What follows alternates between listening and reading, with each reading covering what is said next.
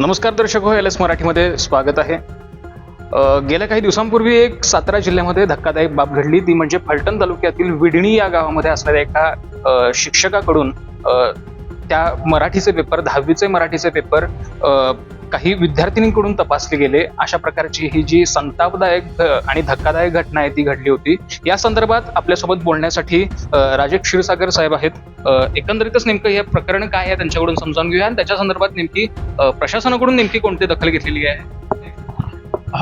नमस्कार. मागच्या आठवड्यामध्ये आम्हाला अशी एक तक्रार प्राप्त झालेली होती.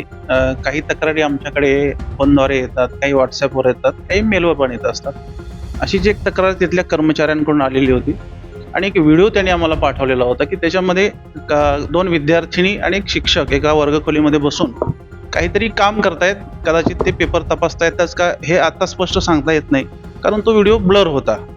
आणि मग आम्ही जिल्हास्तरीय यंत्रणेला कळवून शिक्षणाधिकारी माध्यमिक यांना सांगून तिथं चौकशी करण्यासाठी कळवलेलं होतं. त्यानुसार आमच्याकडे प्राथमिक चौकशी अहवाल आलेला आहे आणि त्याच्यामध्ये सर्वात महत्त्वाचा पुरावा म्हणजे CCTV फुटेज ते अद्याप आम्हाला मिळालेलं नाही आहे. त्यामुळे ते पेपर 10वीचेच होते का, कुठल्या वर्षाचे होते हे काही त्याच्यातून स्पष्ट झालेलं नाही आहे.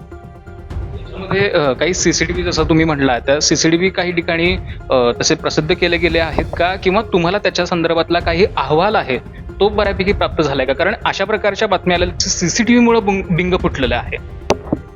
CCTV आपण चालू वर्षी तर कंपल्शन केलेलं आहे प्रत्येक वर्गखोलीमध्ये.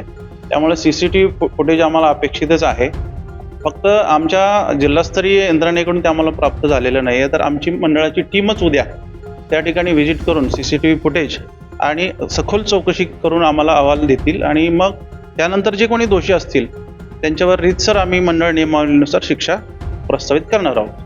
खरं तर यामध्ये पालकांच्या दृष्टिकोनातून एक भीतीदायक वातावरण निर्माण झालेलं आहे. अशा प्रकारे जर पेपर तपासले जातील तर विद्यार्थ्यांचं भविष्याचं काय, अशा प्रकारे देखील आता एक प्रश्न आहेत ते उपस्थित केले जातात.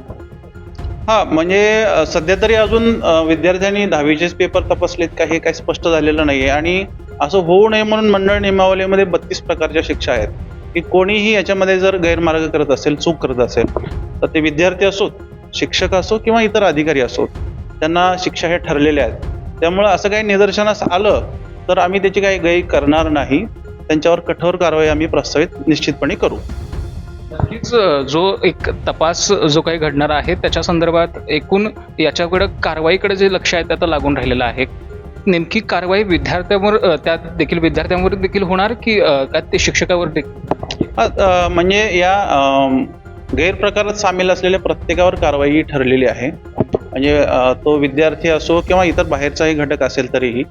आता हे विद्यार्थी त्या शाळेचेच आहेत का, अन्य शाळेचे आहेत का, कुठल्या इयत्तेतले आहेत, हेही थोडंसं सखोल चौकशी करणं आवश्यक आहे.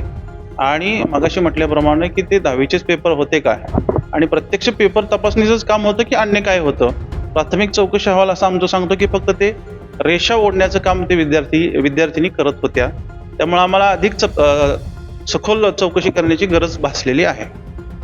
नक्कीच आपण पाहिलं की जे शैक्षणिक बोर्डाकडून जे काही कारवाई आहे ती नक्कीच केली जाणार आणि कोणत्याही प्रकारच्या दोषीवर गय केली जाणार नाही, अशा प्रकारची जी सक्त सूचना आहेत त्या दिल्या गेलेल्या आपल्याला क्षीरसागर सरांकडून आपल्याला पाहायला मिळाल्या.